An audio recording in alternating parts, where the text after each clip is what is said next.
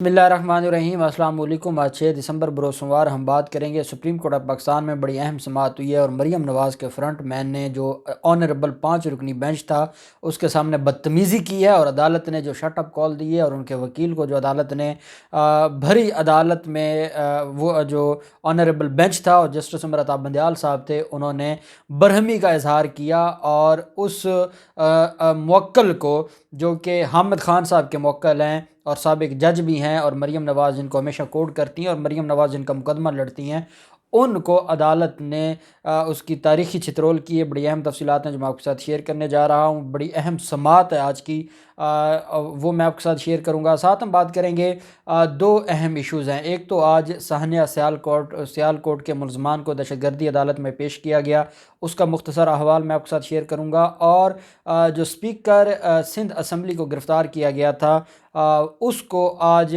عدالت میں پیش کیا گیا تھا اور اس کا ریمانڈ منظور ہوا ہے آغا سراج درانی کا، وہ بھی میں آپ کے ساتھ شیئر کروں گا۔ پہلے میں آپ کو بتاتا چلوں، آج شہباز شریف عدالت میں پیش ہوئے تھے آشیانہ ہاؤسنگ ریفرنس میں، اور اس ریفرنس میں چیمہ بھی ملزم ہے، فواد حسن فواد بھی ملزم ہے، اور مرکزی ملزم شہباز شریف ہیں۔ شہباز شریف آج نیب عدالت میں پیش ہوئے۔ ندیم کدوئی ایک مرکزی ملزم بھی ہے اور شریک ملزم ہے شہباز شریف کا، اس نے بریت کی درخواستیں دی ہوئی ہیں، اس پر نیب نے جواب جمع کروانا تھا۔ ایک اور ملزم ہے جو شریک ملزم ہے شہباز شریف کے، انہوں نے بھی بریت کی درخواست دی تھی، اس پر بھی نیب نے جواب جمع کروانا تھا۔ آج احتساب عدالت میں شہباز شریف پہنچے، چیمہ بھی عدالت میں موجود تھے، انہوں نے بھی حاضری لگوائی۔ نیب کی جانب سے جواب جمع نہ کروایا گیا۔ شہباز شریف کے خلاف جو 3 ریفرنسز ہیں، منی لانڈرنگ کا ریفرنس ہے، جو آمدن سے زائد اثاثہ جات کیس ہے، اس کے علاوہ جو رمضان شوگر مل کیس ہے اور آشیانہ ہاؤسنگ ریفرنس ہے، ان تینوں ریفرنسز پر سماعت میں کوئی پیش رفت نہیں ہو رہی، کیونکہ نیب سیریس نہیں ہے۔ نیب نے اب ان کیسز کو بالکل ہی ان پر توجہ دینا چھوڑ دیا ہے۔ یا تو چیئرمین نیب کو یہ لگتا ہے کہ اپوزیشن لیڈر کو وہ خوش کرنا چاہتے ہیں اور اپوزیشن لیڈر سے اپنی وہ جو اگلے مستقبل کے لیے توسیع چاہتے ہیں، یا کوئی بھی بات ہو سکتی ہے، کوئی این آر او ہو سکتا ہے، کوئی مکہ ہو سکتا ہے چیئرمین نیب اور شہباز شریف کے درمیان، لیکن حقیقت یہ ہے کہ شہباز شریف کے کیسز پر اب توجہ نہیں دی جا رہی۔ اگر ندیم کدوئی کی جو درخواست بریت کی اس کا جواب جمع کروائیں گے تو تب ہی اس کیس میں آگے سماعت ہو سکے گی۔ یہ وہ کیس ہے جو سب سے پہلے آشیانہ ہاؤسنگ ریفرنس میں شہباز شریف گرفتار بھی ہوئے تھے، اور اس میں تقریباً جو ٹرائل ہے وہ کمپلیٹ ہو چکا ہے، اور عدالت نے لاہور ہائی کورٹ نے 4 ماہ کا ٹائم دیا تھا 2 سال پہلے آشیانہ ہاؤسنگ ریفرنس میں اس کا ٹرائل کمپلیٹ کرنے کے لیے، لیکن 2 سال گزر گئے، آج تک ٹرائل کمپلیٹ نہیں ہوا اور وہ ایسے ہی پینڈنگ چلتا جا رہا ہے۔ آج شہباز شریف نے کہا کہ یہ جو آشیانہ ہاؤسنگ ریفرنس ہے، میری ضمانت لاہور ہائی کورٹ نے منظور کی تھی اور اس کی کینسلیشن آف بیل موو کی تھی نیب نے میرے خلاف، اور اس وقت چیف جسٹس آصف سعید کھوسہ صاحب تھے۔ آصف سعید کھوسہ صاحب نے میرے حق میں ریمارکس دیے تھے، اور انہوں نے کہا تھا کہ آشیانہ ہاؤسنگ ریفرنس ہو یا باقی معاملات ہوں، شہباز شریف نے تو قوم کی بڑی خدمت کی ہے، اور کیونکہ نیب کو یہ ڈر تھا کہ ان کی ضمانت خارج ہو جائے گی، اس وجہ سے نیب نے میرے خلاف جو کینسلیشن آف بیل تھی وہ واپس لے لی تھی تاکہ خارج نہ ہو۔ اب یہی شریف خاندان ہے جو اپنے حق میں فیصلے آصف سعید کھوسہ صاحب کی تعریفیں کرتے ہیں، اور جب آصف سعید کھوسہ صاحب model town J I T case کی بینچ میں بیٹھ کر ان کو جے آئی ٹی بنانے کا حکم جاری کرتے ہیں، یا جو پاناما پیپرز ججمنٹ ہے اس میں وہ اپنا کردار ادا کرتے ہیں، تو تب ان کو بڑی تکلیف ہوتی ہے آصف سعید کھوسہ صاحب سے۔ میں ایک اہم بات بتا دوں، آصف سعید کھوسہ صاحب نے ہی سب سے پہلے جو بدعت ہے، اس جو پوسٹ ریسٹ بیل کی بدعت قانون میں جو ڈالی گئی، وہ آصف سعید کھوسہ صاحب نے نواز شریف کو جو چند ہفتوں کے لیے جیل سے رہائی کا حکم جاری کیا تھا اور پوسٹ اریسٹ انٹرم بیل دی تھی، اور وہ ملزم جاتی عمرہ میں رہے تھے اور پھر جاتی عمرہ سے دوبارہ وہ گرفتار ہو گئے تھے، پہلے کی بات ہے۔ تو یہ ان کا معاملہ ہے، اور آج آصف سعید کھوسہ صاحب کی ریمارکس کی بنیاد پر وہ بڑا عدالت کے سامنے بول رہے تھے۔ عدالت نے کہا ان کیسز کا اور ضمانت کے فیصلے کی جو وہاں پر ریمارکس ہیں ان کا اس کیس سے کوئی لینا دینا نہیں ہے، یہ ہم نے میرٹ کے اوپر فیصلہ کرنا ہے۔ عدالت نے نیب کو آخری موقع دیا ہے کہ 13 دسمبر تک جواب جمع کروائیں تاکہ بریت کی درخواستوں کو ڈیسائیڈ کیا جائے اور پھر ٹرائل آگے چل سکے۔ دوسری طرف جو سانحہ سیالکوٹ ہے اس میں جو ملزمان تھے، مرکزی ملزمان، ان کو آج پیش کیا گیا ہے۔ 26 ملزمان کو انسداد دہشت گردی کی عدالت میں سہانیہ سیال کوٹ کے ملزمان کو گجرانوالہ کی انسداد دہشت گردی کی عدالت میں پیش کیا گیا۔ عدالت نے 15 روزہ جسمانی ریمانڈ پر پولیس کے حوالے کر دیا ہے۔ ملزمان کو میں نے آپ کو بتایا تھا کہ انسداد دہشت گردی کا جو قانون ہے نیب کی طرح اس میں بھی 90 دن تک جسمانی ریمانڈ ہو سکتا ہے، اور جو عام کرمنل میٹرز ہیں اس میں میکسیمم 14 دن کا ہے، چاہے وہ ایک دفعہ دیا جائے یا 2 4 دن کا ریمانڈ دیا جائے، تو 15 دن کا ریمانڈ دیا ہے۔ عدالت کی جج جو تھی ATC کی نتاشا نسیم صاحبہ، ان کی عدالت میں پیش کیا ہے۔ ملزمان کے جسمانی ریمانڈ کی استدعا کی گئی۔ ملزمان کی پیشی پر سیکیورٹی کے سخت انتظامات کیے گئے، اور پولیس کا کہنا تھا کہ جو سری لنکن شہری قتل کیس میں ملزمان کے مختلف کردار سامنے آئے ہیں، اور اس وجہ سے ہم نے ان سے تفتیش بھی کرنی ہے، اور مزید ہم نے ملزمان کو گرفتار بھی کرنا ہے، اور پچھلے جو 24 گھنٹے ہیں اس میں مزید 12 ملزمان کو بھی گرفتار کیا گیا ہے، اور وہ جو 12 ملزمان ہیں وہ بھی عدالتوں میں پیش کیے جائیں گے، اور پھر ان کا بھی ریمانڈ لیا جائے گا۔ یہ 26 ملزمان وہ ہیں جو مرکزی ملزمان ہیں جن کو آج عدالت میں پیش کیا گیا تھا۔ آغا سراج درانی کی درخواست ضمانت پر بڑی اہم سماعت تھی، اور بڑا ہی اہم آج جو احتساب عدالت میں آغا سراج درانی کے خلاف پیش رفت ہوئی ہے۔ احتساب عدالت کراچی میں آمدن سے زائد اثاثہ جات کے کیس کا جو ریفرنس ہے اس میں اسپیکر سندھ اسمبلی آغا سراج درانی کو عدالت میں پیش کیا گیا۔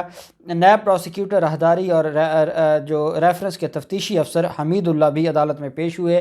آغا سراج درانی کی جانب سے شہاب سرکی ایڈوکیٹ اور عامر رضا نقوی عدالت میں پیش ہوئے۔ سراج درانی کی پیشی سے قبل ہی پیپلز پارٹی کے کارکنان احتساب عدالت پہنچ گئے، ان کے 2 بھائی اور بیٹا بھی عدالت میں موجود تھے۔ نیب پروسیکیوٹر نے عدالت کو بتایا کہ سپریم کورٹ نے آغا سراج درانی کی ضمانت مسترد کی تھی، انہیں 3 دسمبر کو سپریم کورٹ کے باہر سے گرفتار کیا گیا۔ نیب کی جانب سے ان کے ریمانڈ کی استدعا کی گئی ہے، اور اس ملزم کا جو ہے وہ ریمانڈ دیا جائے۔ عدالت نے کہا کہ اس کو جوڈیشل ریمانڈ پر جیل بھیج دیتے ہیں، کیونکہ ان کی ضمانت کا فیصلہ سپریم کورٹ میں پینڈنگ ہے، تو ملزم کو 23 دسمبر تک عدالتی ریمانڈ پر جوڈیشل ریمانڈ پر جیل بھجوا دیا گیا اس کیس کے اندر آنریبل جو عدالت کی طرف سے۔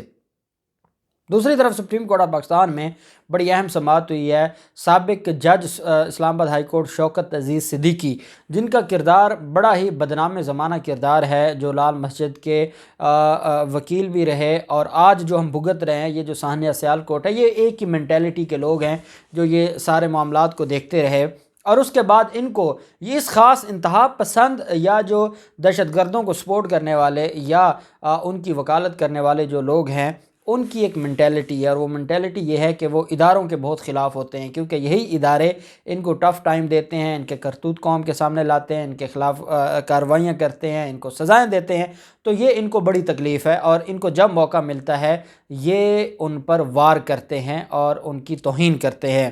آج جب سماعت ہوئی تو اتنے منت ترلے اور ریکویسٹ کر کے یہ اپنا کیس فکس کرواتے ہیں۔ بینچ بنتا ہے، 5 رکنی بینچ تھا عمر عطا بندیال صاحب کی سربراہی میں، اور اس کے سامنے بدتمیزی کرتے ہیں۔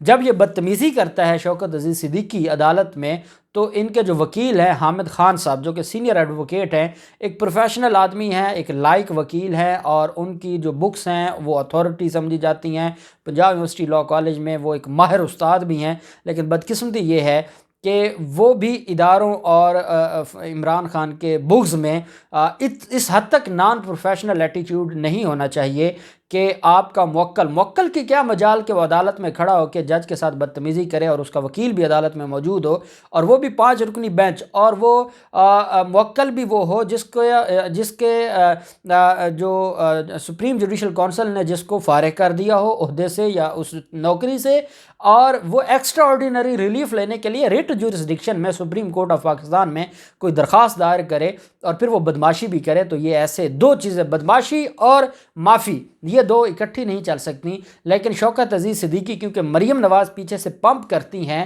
جیسے ایک وقت تھا کہ قاضی فریسہ صاحب کے کیس میں ان کو پمپ کرتی تھیں، اور وہ عدالت کے اندر بڑی عجیب باتیں کر جاتے تھے، वही हुआ। अदालत ने कहा कि आज आप अपने दलाइल मुकम्मल करें, हम इस केस को अब वाइंड अप करें। अब आपने तकरीरें यहाँ शुरू कर दी हैं, इधर उधर की इररिलेवेंट बातें आपने शुरू कर दी हैं, तो आप इसको वाइंड अप करें। तो वकील जो शौकत सिद्दीकी हैं, हामिद खान साहब, उन्होंने कहा कि आज दलाइल मुकम्मल करना, आज अदालत में दलाइल मुकम्मल करना मुमकिन नहीं है। 6 माह बाद मेरा केस लगाया है। उमरता बंदयाल साहब ने कहा कि 6 माह के दौरान हमने और भी बहुत से अहम मुकदमात को सुना है, सिर्फ आपका ही मुकदमा नहीं था जिसको सुनना था। जस्टिस उमरता बंदयाल साहब ने कहा 16,000 मुलाजमीन बरतरफ होने का अहम केस हम सुन रहे हैं। शौकत अजीज़ सिद्दीकी रोस्टम पर आ गए। शौकत अजीज़ सिद्दीकी ने कहा कि मैं बात करना चाहता हूँ। शौकत अजीज़ सिद्दीकी ने कहा कि इस वक्त के इदारे के सरबराह साकिब निसार मेरी गर्दन के पीछे थे, उसके बाद अब आप मुझे फांसी देंगे तो दे दें। 23 साल वकील, 7 साल जज और 3 साल बतौर साइल हो गए हैं। मैं इस निज़ाम को बहुत अच्छे से समझता हूँ। उमरता बंदयाल साहब ने शौकत अजीज़ सिद्दीकी पर बरहमी की और कहा कि आपका वकील यहाँ पर खड़ा है तो आपको किसने ये हक़ दिया। और इसके अलावा भी बदतमीज़ी की, जो मैं यहाँ आपके साथ इस वजह से शेयर नहीं करना चाहता कि जो इस तरह की बदतमीज़ी अदालतों में करते हैं, और वो भी ऑनरेबल जो हमारे अपकमिंग चीफ जस्टिस है उमरता बंदयाल साहब, उनके साथ बदतमीज़ी तो उसको कोई भी पाकिस्तानी बर्दाश्त नहीं कर सकता। इस वजह से जो उसने बदतमीज़ी की है वो इसलिए बताना दुरुस्त नहीं है कि वो अपनी जो एक उनका जो जहनी पस्ती है उसका सबूत दिया है, लेकिन वो हम फैला के उसको हम ऑनरेबल अदालत की मज़ीद तौहीन नहीं होने दे सकते। उमरता बंदयाल साहब ने, उनके वकील, उनसे तो बात की नहीं ना। उमरता बंदयाल साहब ने उनको जब शट अप कॉल दी और कहा कि आप पीछे हट जाएं, आपकी औकात ही नहीं है, आप अदालत के सामने ऐसे खड़े होकर बात करना शुरू कर दें, आप साइल हैं तो साइल ही रहें, आपका वकील खड़ा है। उमरता बंदयाल साहब ने हामिद खान साहब से कहा कि आपने जानबूझकर खामोशी इख्तियार की है। जब आपका मौक्कल बदतमीज़ी कर रहा था, आपका क्लाइंट, आपकी ज़िम्मेदारी थी, आप उसको शट अप कॉल देते, आप उसको धक्का देते, वो पीछे हट जाता, वो बदतमीज़ी करता रहा और आप खामोश तमाशाई बने रहे। जब आपके मौक्कल ने अदालत की तज़हीक की तो आप खामोश थे। जिस तरह आपके मौक्कल फट पड़े हैं, ये हर लिहाज से गैर अखलाकी है, इसको तमीज़ ही कोई नहीं है। वकील हामिद खान ने कहा जी मैं माजरत करता हूँ, ये अक्सर जज्बात में आके ऐसे कर जाते हैं। तो उमरता बंदयाल साहब ने कहा यार जज्बात की कोई जगह नहीं है, हमें ये अंदाज़ पसंद नहीं आया। आप अपने मौक्कल को इजाज़त देते रहे कि वो अदालत की तज़हीक करते रहें, आप अपने मौक्कल को समझाएं। जब इनका वकील मौजूद है तो वो बात ना करे। और सुप्रीम कोर्ट ने कहा कि आज हम इस केस की समाअत मुलतवी कर रहे हैं, कल दोपहर 1 बजे हम दोबारा सुनेंगे और कल आपकी बहस मुकम्मल हो जाएगी और हम फिर ये फैसला सुनाएंगे। और दूसरा, अगर इसने दोबारा बदतमीज़ी की तो उसको इधर ही हथकड़ी लग जाएगी, फिर हम माफ़ी नहीं देंगे। और असल में हामिद खान साहब पे दुखी हुई ऑनरेबल जो बेंच था कि आप रोक सकते थे, आप उनको मना कर सकते थे, आपने जानबूझकर खामोशी अख्तियार की और उसको टाइम दिया कि वो बदतमीज़ी कर ले, क्योंकि पीछे से मरीम नवाज़ का हुक्म है। तो यही वजह है कि उसने सुप्रीम कोर्ट से बदतमीज़ी की और फिर जब सुप्रीम कोर्ट ने शटअप कॉल दी तो फिर शौकत अजीज़ सिद्दीकी पीछे हो गए, पीछे हट गए।